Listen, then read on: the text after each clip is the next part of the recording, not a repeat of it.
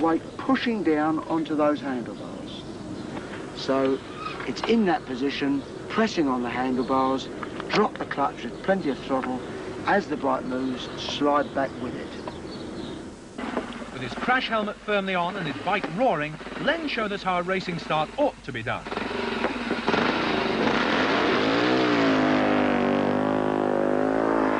Len seemed to reach about 40 miles an hour in as many feet. It looked terrifying, but this is what we'd come to learn, so I took the plunge.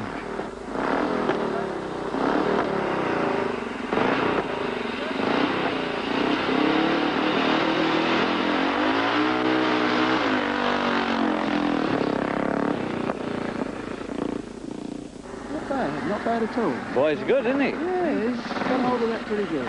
To show the first start wasn't a fluke, Len made me do it again. It was just as frightening the second time.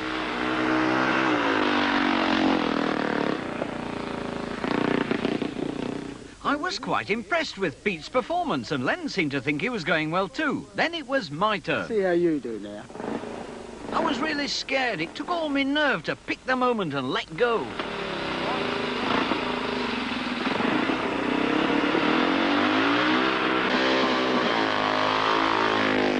I was amazed it worked, just like Len said it would, and to really make sure we learnt this lesson well, Len made us do start after start after start. To finish the lesson, we had to do a start together. You can practice on your own, but the only way to tell if you're making any progress is to compete with someone else. I must say I felt quite confident at the end though, Johnny, didn't you? Not too bad, better than at the beginning of the lesson anyway.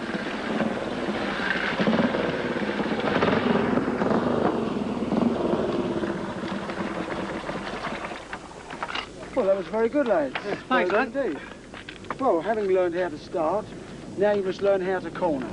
Now, wait for a beat. Thank you. Now, the thing to remember in cornering is that you do not sit on the saddle.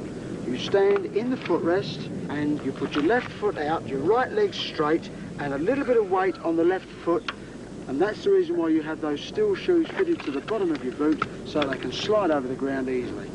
As you turn your throttle on, the back wheel will slide outwards and you'll go round the corner in a nice slide like that. Oh, you give us a demonstration then, Len. This is what Speedway's all about, roaring around the track at over 60 miles an hour on a powerful machine with no brakes. Len made it look really easy. Yeah, he certainly did. Of course, deliberately skidding like this on a specially designed motorbike is the quickest and safest way of getting round the bends. It's something you couldn't possibly do on a push bike. No, and it's something we didn't do too well on Speedway bikes either. Yeah, I agree. Feeling my back wheel starting to slide from under me was quite frightening. When the bike does start to slide, the important thing is to keep the speed up, and that's the hardest thing to learn. Yes, the natural thing you want to do is to slow down, something Len told us we must never do, otherwise we'd really get into trouble.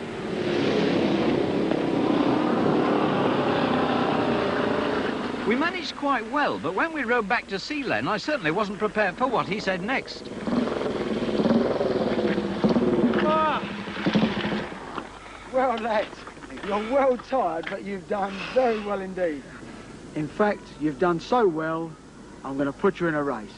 Our invitation race took place the same evening in front of all the Hackney Speedway fans. There were thousands of them, but of course they weren't turning up just to see us. The first part of the evening was a Gold Cup match between the Hackney Hawks and King's Lynn. Our race was due to take place at about 9 o'clock, so we spent our time watching the action, particularly in the pits where riders and mechanics were tuning and repairing their bikes. Then our two opponents came to say hello. So I've just disconnected his clutch. They were Terry Barkley and Mark Coombs, two 14-year-olds who told us they'd been attending the training school every Saturday for the past 6 months.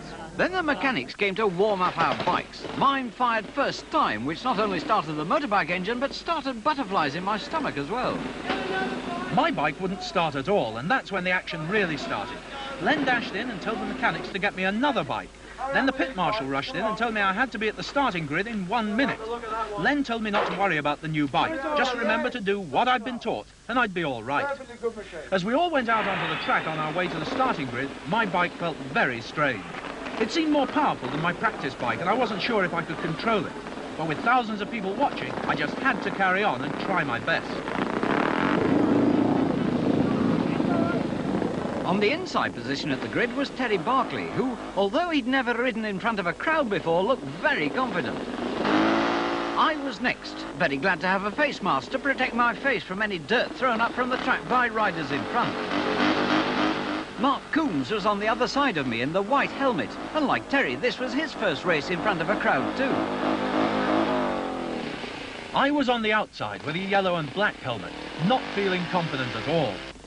The tension was mounting in the stadium. The tape went up and we roared off. Mark and Terry streaked out in front and the race was on.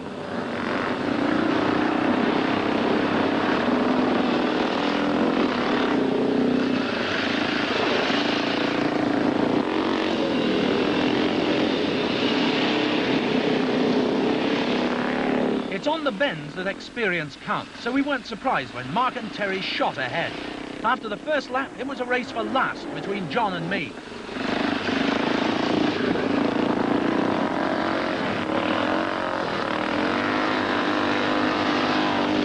We still had Mark and Terry in sight, so I decided to make an all-out effort to catch them. And that was my mistake.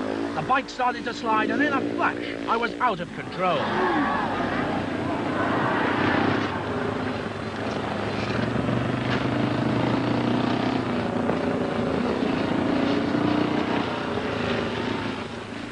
Actually, I didn't realise anything had happened or anybody had fallen until I saw red lights flashing and marshals sort of waving me down.